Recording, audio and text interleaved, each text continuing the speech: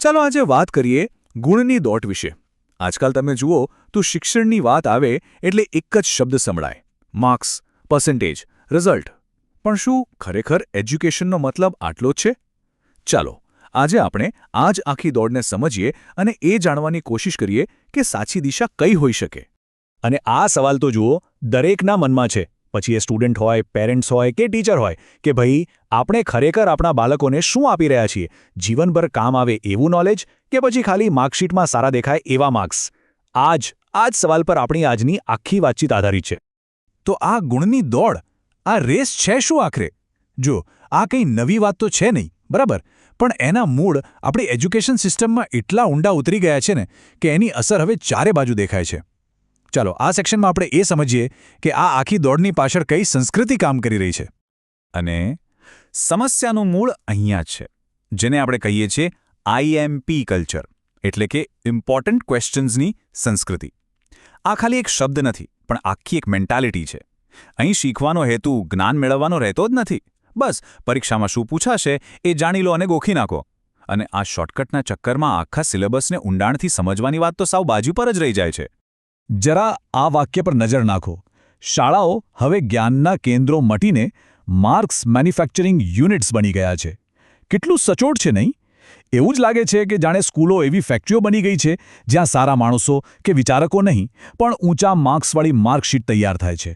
બસ પ્રોડક્ટની ક્વોલિટી એના ફાઇનલ રિઝલ્ટ્સથી જ માપવામાં આવે, એની બનવાની પ્રોસેસથી નહીં. પણ સવાલ એ છે કે આપણે અહીંયા સુધી પહોંચ્યા કેવી રીતે?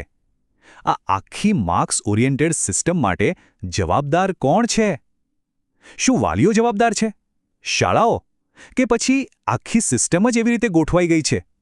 ચાલો જરા આના મૂળ સુધી જઈએ. જુઓ, આ ગુણની દોડ પાછળ કોઈ એક કારણ નથી, ઘણા બધા કારણો છે. સૌથી પહેલું તો હાયર એજ્યુકેશન માટેની ગળાકાપ સ્પર્ધા. અરે અહીં તો 0.1%નો ફરક પણ હજારો સ્ટુડન્ટ્સને પાછળ ધકેલી દે છે.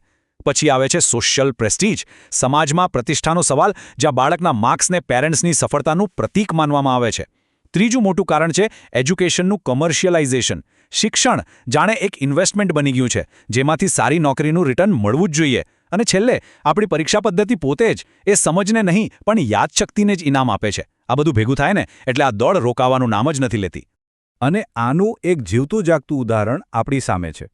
પીસા, એટલે કે program for international student assessment. આ એક સર્વે છે. એમાં શું સામે આવ્યું ખબર છે? કે આપણી આ આઈએમપી સિસ્ટમમાં તૈયાર થયેલા ભારતીય વિદ્યાર્થીઓ છે ને, એ ફિનલેન્ડ અને સિંગાપોર જેવા દેશોના સ્ટુડન્ટ્સની સામે પ્રેક્ટિકલ અને એનાલિટિકલ સવાલોમાં પાછા પડે છે. મતલબ સીધો સવાલ પૂછો તો જવાબ આવડે, પણ એ જ વાતને જરા ફેરવીને પૂછો એટલે ગૂંચવાઈ જાય. આ જ તો છે આપણી આઈએમપી સિસ્ટમની સૌથી મોટી તકલીફ. એ પરીક્ષા માટે તૈયાર કરે છે, જીવન માટે નહીં. સારું, આપણે સિસ્ટમના કારણો તો જોઈ લીધા, પણ આ બધાની સૌથી મોટી કિંમત કોણ ચૂકવી રહ્યું છે? આપણા વિદ્યાર્થીઓ. આ માર્ક્સની દોડ એમના મન પર કેવો ભયંકર બોજ નાખે છે અને એમની પાસેથી શું છીનવી લે છે એ સમજવું ખરેખર બહુ જરૂરી છે. આની અસરો ખરેખર ગંભીર છે. સૌથી પહેલાં તો જ્યારે તૈયાર જવાબો જ ગોખવાના હોય ત્યારે બાળકની પોતાની કલ્પના શક્તિ, એની ઓરિજિનલ વિચારવાની શક્તિ જ મરી જાય છે. બીજું, સતત સારા માર્ક્સ લાવવાનું પ્રેશર, એનાથી એન્ઝાયટી અને સ્ટ્રેસ વધે છે. ત્રીજું, આ ગોખેલું જ્ઞાન પરીક્ષા પતે એટલે તરત જ ભૂલાઈ જાય છે, એ કાયમ રહેતું નથી.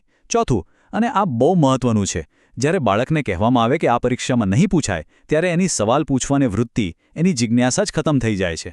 અને છેલ્લે જ્યારે માર્ક્સ જ ભગવાન બની જાય ત્યારે એને મેળવવા માટે ચોરી જેવી ખોટી રીતો પણ સાચી લાગવા માંડે છે. અને જાણો છો, આ સમસ્યા આજકાલની નથી.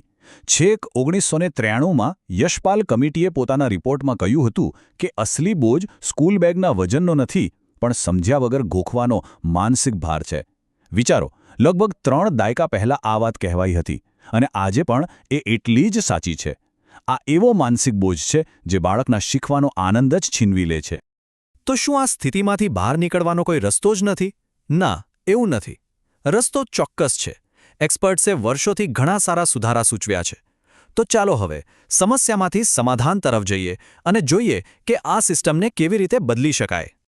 આ સ્લાઇડ બતાવે છે કે સુધારાની વાત કોઈ નવી નથી.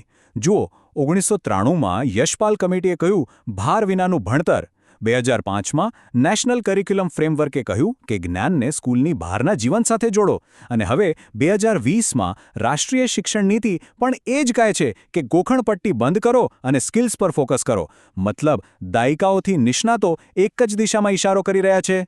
તો આ સુધારા લાગુ કેવી રીતે કરી શકાય? ચલો સમજીએ. પહેલું, મૂલ્યાંકન એટલે કે એક્ઝામ ખાલી વર્ષના અંતે નહીં પણ આખું વર્ષ ચાલવી જોઈએ, જેમાં પ્રોજેક્ટ્સ, ડિસ્કશન્સ અને પ્રેક્ટિકલ કામનો પણ સમાવેશ થાય. બીજું, ક્વેશ્ચન પેપરનું સ્ટ્રક્ચર જ બદલી નાખવું જોઈએ. ગોખણપટ્ટીવાળા સવાલોની જગ્યાએ એવા સવાલો પૂછવા જે જ્ઞાનના ઉપયોગ પર આધારિત હોય. ત્રીજું, ઓપન બુક એક્ઝામ જેવી પદ્ધતિઓ અપનાવી શકાય જે યાદાશ નહીં પણ સમજણ ચકાસે. અને સૌથી અગત્યનું, વાલીઓ અને શિક્ષકોનું કાઉન્સેલિંગ, કારણ કે સામાજિક દબાણ ત્યાંથી જ શરૂ થાય છે. આ સ્લાઇડમાં આખી વાતનો સાર આવી જાય છે. આપણે ખાલી પ્રશ્નો પૂછવાની રીત બદલવાની છે. અત્યાર સુધી આપણે શું પૂછતા હતા જે ફક્ત યાદશક્તિ તપાસે છે? હવે આપણે કેમ અને કેવી રીતે પૂછવાનું શરૂ કરવું પડશે. આ બે સવાલો વિદ્યાર્થીને વિચારવા પર, તર્ક કરવા પર અને જ્ઞાનને લાગુ કરવા પર મજબૂર કરે છે. બસ આટલો નાનકડો ફેરફાર પણ પેલી IMP સંસ્કૃતિને જડમૂળથી ઉખાડી શકે છે.